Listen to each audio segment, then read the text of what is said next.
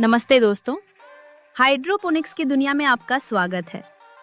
मिट्टी के बिना खेती करते समय हमें पौधों के सर्वोत्तम विकास के लिए एक सटीक योजना की जरूरत होती है। आज हम आपके लिए लेकर आए हैं एक ऐसा सप्ताह दर सप्ताह ग्रो प्लान जो आपको हाइड्रोपोनिक्स में सफलता की राह दिखाएगा। यह प्लान ज्यादातर पत्तेदार सब्जियों, जड़ी बूटियों और कुछ फलदार फसलों के लिए एक सामान्य दिशा निर्देश है। हाइड्रोपोनिक्स खेती में हमें प्रकाश, पोषक तत्व घोल की सांद्रता, ईसी और उसकी अम्लता, क्षारता, पीएच जैसे पर्यावरणीय कारकों को बहुत बारीकी से नियंत्रित करना होता है। ये प्लान आपको इन्हीं कारकों को नियंत्रित करने में मदद करेगा ताकि आपके पौधे स्वस्थ रहें और आपको भरपूर उपज मिले। कुछ बातें याद रखना जरूरी है। ये एक सामान्य दिशा निर्देश है। अपने विशिष्ट पौधे की जरूरत के हिसाब से बदलाव करें। तापमान, आर्द्रता और हवा का संचार भी महत्वपूर्ण है। अपने पीएच और ईसी मीटर का उपयोग करके नियमित रूप से घोल की जांच करें और हर 1-2 सप्ताह में पोषक तत्व घोल को बदलें। इंडोर खेती के लिए एलईडी ग्रो लाइट्स का उपयोग करें जो पूर्ण स्पेक्ट्रम प्रदान करती हों। हमारा ग्रो प्लान पौधों के विकास के 3 मुख्य चरणों में बटा है। पहला चरण है अंकुरण और सीडलिंग चरण जो सप्ताह 1 से 2 तक चलता है। दूसरा चरण है वानस्पतिक विकास चरण जो सप्ताह 3 से 6 तक होता है और अंत में फूल आने फलने का चरण जो सप्ताह 7 से शुरू होता है और पौधे के प्रकार पर निर्भर करता है। चरण 1 अंकुरण और सीडलिंग। चरण सप्ताह 1-2 ये वो चरण है जब आपके बीज अंकुरित होते हैं और नन्हे पौधे विकसित होते हैं। सप्ताह 1 अंकुरण। लक्ष्य बीजों का अंकुरण और पहली पत्तियों का दिखना। पीएच 5.5 डिसाइड 6.0 पहला, ईसी 0.4 डिसाइड 0.8 MSN पर सेंटीमीटर। बहुत हल्का घोल। प्रकाश चक्र 16 घंटे चालू बाय 8 घंटे बंद। प्रकाश तीव्रता 100-200 ms मोल पर स्क्वायर पर SN बहुत कम।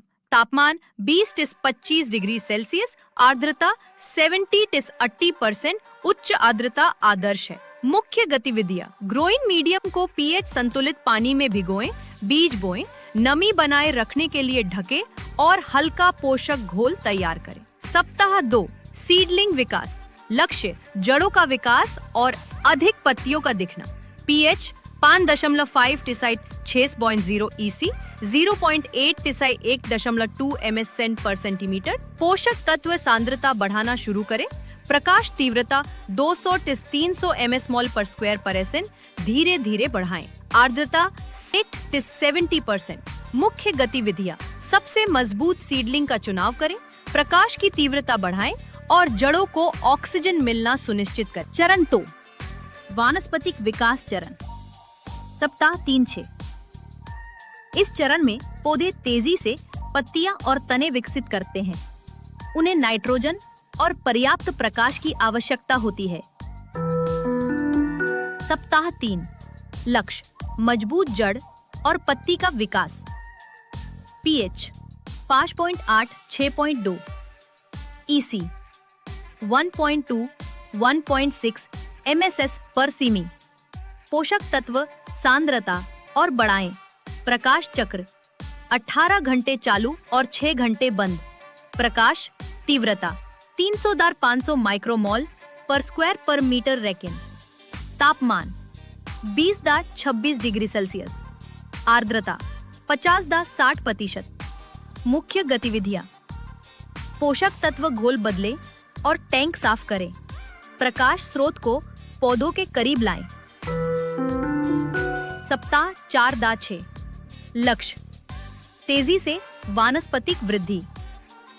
पौधे का आकार बढ़ना।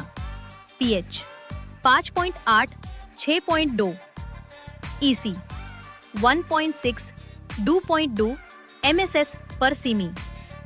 पौधे की प्रतिक्रिया के आधार पर समायोजित करें। प्रकाश तीव्रता 500-700 माइक्रोमोल पर स्क्वायर पर मीटर रेकिन। आर्द्रता 40-55%। धीरे धीरे कम करें। मुख्य गतिविधियां: घोल को हर 7-10 दिनों में बदलें।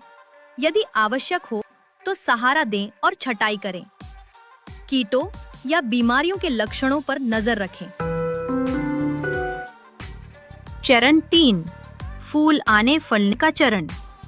सप्ताह 7 और आगे, यह वह रोमांचक चरण है जब पौधे फूल और फल पैदा करना शुरू करते हैं। पोषक तत्व की जरूरतों में यहाँ बदलाव आता है। सप्ताह 7-8, फूलों की शुरुआत। लक्ष्य: फूलों की शुरुआत और प्रारंभिक फल और सब्जी का विकास। पीएच 6.0-6.5 थोड़ा बढ़ाएं। ईसी 2.0-2.8 MSE पर सेंटीमीटर। फास्फोरस और पोटेशियम युक्त घोल पर स्विच करें। प्रकाश चक्र 12 घंटे चालू और 12 घंटे बंद, अधिकांश फल देने वाले पौधों के लिए। प्रकाश तीव्रता 600 और 900 माइक्रोमोल पर MSE पर सब्जी बढ़ाएं। तापमान 20 और 28 डिग्री सेल्सियस। आर्द्रता 40 और 50%। आर्द्रता को और कम करें। मुख्य गतिविधियां: फूलों के लिए विशेष पोषक घोल पर स्विच करें। यदि आवश्यक हो तो मैनुअल परागण करें। सप्ताह 9 और आगे, फलने और कटाई। लक्ष्य: फलों और सब्जियों का अधिकतम विकास और परिपक्वता। पीएच 6.0-6.5। ईसी 2.5-3.5 MSE पर सेंटीमीटर या पौधे की आवश्यकता अनुसार। प्रकाश तीव्रता 700 और 1000 प्लस माइक्रोमोल पर MSE पर सब्जी। आर्द्रता 30 और 45%। फंगस रोकने के लिए कम आर्द्रता महत्वपूर्ण। मुख्य गतिविधियां: पोषक घोल नियमित बदलते रहें। भारी फलों को सहारा दें। फलों के परिपक्व होने पर कटाई करें। कटाई से 7 और 10 दिन पहले फ्लशिंग शुरू करें। केवल स्वच्छ, पीएच संतुलित पानी दें ताकि स्वाद बेहतर हो। अतिरिक्त सामान्य विचार और सुझाव। कुछ अतिरिक्त सुझाव जो आपकी यात्रा को सफल बनाएंगे। हमेशा उच्च गुणवत्ता वाले पानी का उपयोग करें। घोल का तापमान 18-24 डिग्री सेल्सियस के बीच बनाए रखें। अपने ग्रो एरिया में उचित हवा का संचार और वेंटिलेशन सुनिश्चित करें। कीट और रोग प्रबंधन के लिए नियमित निरीक्षण करें। हमेशा अपने खरीदे गए पोषक तत्व निर्माता के दिशा निर्देशों का पालन करें। सुनिश्चित करें कि जड़ों को पर्याप्त ऑक्सीजन मिल रही है। अपनी प्रगति का रिकॉर्ड रखें। और सबसे महत्वपूर्ण, अपने पौधों को पढ़ना सीखें। उनकी प्रतिक्रिया ही आपको सबसे अच्छा मार्गदर्शन देगी। ये सप्ताह दर सप्ताह ग्रो प्लान आपको हाइड्रोपोनिक खेती में सफलता की दिशा में एक मजबूत नींव प्रदान करेगा। निरंतर सीखने, निरीक्षण और समायोजन के माध्यम से आप अपने पौधों के लिए सबसे उपयुक्त वातावरण बना सकते हैं और भरपूर उपज प्राप्त कर सकते हैं। Happy gardening. धन्यवाद।